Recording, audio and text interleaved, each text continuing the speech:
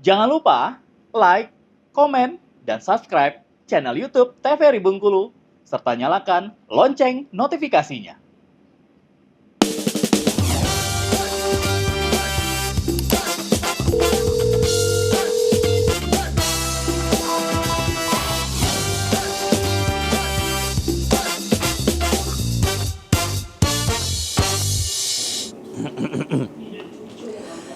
Halo pemirsa, selamat pagi. Senang sekali jumpa kembali bersama saya Khairul Fahmi tentunya untuk hari ini di Duta Kita TVRI Bengkulu bersama Kita Sehat. Nah, untuk hari ini kita akan membahas tentang yang namanya vertigo bersama dengan dua orang narasumber kita. Ada Dr. Bella Citra. Selamat pagi, dokter. Pagi. Sehat? Alhamdulillah. Oke, selanjutnya ada Dr. Elsa Gempita. Selamat pagi, dokter. Sehat ya? Alhamdulillah. Udah pernah ngalamin vertigo nggak nih, Dr. Elsa ataupun Dr. Bella? Dr. Elsa dulu. Alhamdulillah belum ya. Belum. Kalau Dr. Bella? Belum juga, belum alhamdulillah. Juga, ya. Oke. Mas Fahmi sendiri? Kayaknya udah deh. Oke, nah kita akan membahas tentunya tentang vertigo untuk pagi hari ini pemirsa. Untuk itu yang pertama yang akan menjelaskan slide-nya siapa nih? Aku. Dr. Elsa. Baik, langsung saja silakan dokter tentang hari ini kita membahas vertigo. Vertigo ini kalau nggak salah sakit kepala gitu ya? Atau sakit kepala sebelah kalau nggak salah. Ya, dia kayak rasa pusing berputar. Oh, pusing berputar. Oke, silahkan dokter. Lanjut ya. Oke, hari ini kita akan bahas tentang vertigo. Jadi vertigo itu sendiri sebenarnya rasa sensasi. Oke. Sensasi dia itu merasa bahwa di sekitarnya itu berputar, ya. Misalnya dia kayak lihat kameranya kayak berputar-putar, atau dia kayak seperti berdiri di sini, tapi dia kayak melihat lingkungannya itu terbalik. Gitu ya. Dia itu sensasi berputar, padahal diri dia sendiri itu tidak bergerak sama sekali. Oke, baik. Jadi cuma perasaannya aja gitu. Ya, rasa pusing berputar ya. Ya, ini adalah salah satu yang paling sering dijumpai ya dalam paskes ataupun klinik puskesmas. Dia banyak sekali sih pasien-pasien yang dengan keluhan pusing berputar ini. Nah, kalau bahasa awamnya saya kayak pening dok, atau kayak rasanya kayak goyang seperti itu ya. Dan biasanya kita akan konfirmasi sakit kepala atau pusing berputar dok. Kalau sakit kepala biasanya kan ada satu lokasi tertentu ya, misalnya dia mengatakan sakit kepala seperti rasa di depan ini kayak rasa terikat, atau rasa sakitnya itu kayak cenut-cenut seperti itu ya, atau migrain sakit kepala sebelah. Ini beda, vertigo ini dia memang nggak ada rasa nyeri yang begitu berarti, tapi dia ngerasa kayak berputar saja, atau kita konfirmasi kayak kapal lagi di kapal gitu Bu, kayak terombang-ambing ombak seperti itu yang bergoyang-goyang. Iya dok, rasanya seperti itu ya. Terdapat sekitar 80-100 penyakit yang bisa menimbulkan keluhan vertigo ya.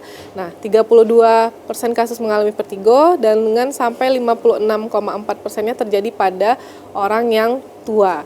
Jadi memang semakin usianya itu bertambah, biasanya resiko vertigonya ini memang lebih tinggi. Karena kan ini tadi sekitar 80-100 penyakit yang menyebabkan vertigo. Jadi bisa dikatakan vertigo ini dia tidak berdiri sendiri. Dia itu adalah suatu gejala dari penyakit gitu. Jadi kalau seseorang vertigo, yang harus dicari adalah penyebabnya ya, selain mengatasi dari keluhan vertigonya itu.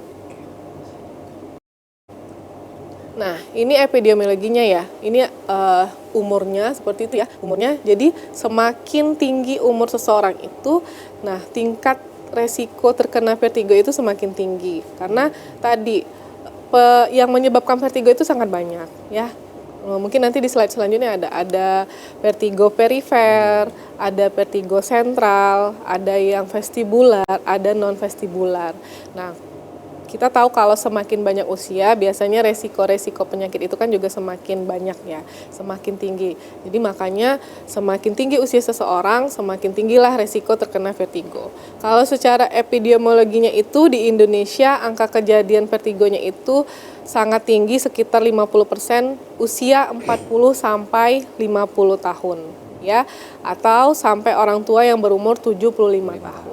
Ini ya, umur-umur yang berisiko tinggi atau secara epidemiologinya kasus tertinggi untuk terkena vertigo. Nah, Kalau gimana untuk yang anak-anak? Nah ini, angka kejadian vertigo pada anak-anak sih sebenarnya tidak diketahui pasti, nih belum tidak diketahui. Tapi dari studi yang lebih baru pada di daerah Skotlandia itu dilaporkan sekitar 15% anak paling tidak pernah merasakan sekali serangan pusing dalam periode 1 tahun. Nah ya, tapi sebagian besar atau hampir 50% diketahui sebagai paroxysmal vertigo yang disertai dengan gejala-gejala migrain, pucat, mual, fonofobia, dan fotofobia. Artinya, paroxysmal ini maksudnya adalah vertigo itu banyak macamnya. Ya. Ada vertigo peripel, tadi ya sentral, ada yang vestibular, ada non-vestibular.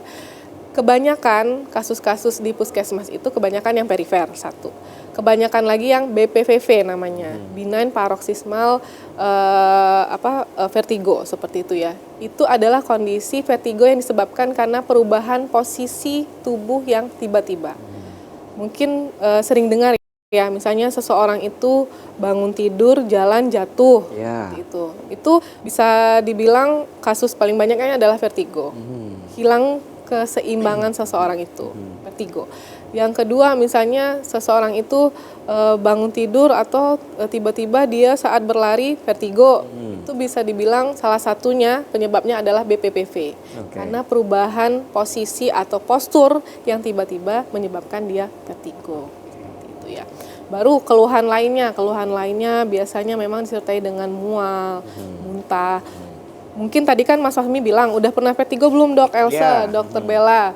Mungkin kami belum pernah merasakan yang vertigo realnya. Tapi secara garis besar kayak kita mabuk perjalanan, ya kalau kita kan mabuk perjalanan, entah naik pesawat, entah perjalanan darat, seperti itu ya.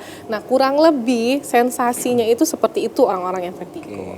Jadi memang pusing, terus lama-lama kayak mau muntah, mual, seperti itu ya.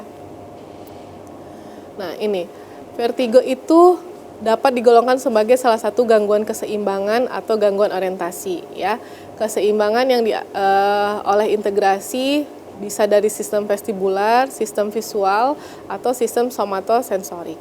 Nah, jadi vertigo ini makanya jangan heran kalau tiba-tiba datang dengan keluhan vertigo, pusing berputar.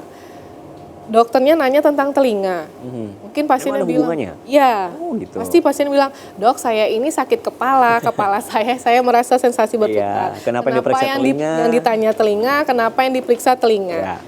Karena memang kasus-kasus terbanyak adalah vertigo yang disebabkan karena adanya masalah dalam telinganya. Oh gitu. Karena mungkin episode sebelumnya kita sudah banyak bahas telinga ya. Telinga itu mungkin kalau secara luar kita lihatnya kayak semacam daun telinga dan lorong aja. Padahal telinga itu di bagian dalamnya ada yang namanya pusat dari keseimbangan.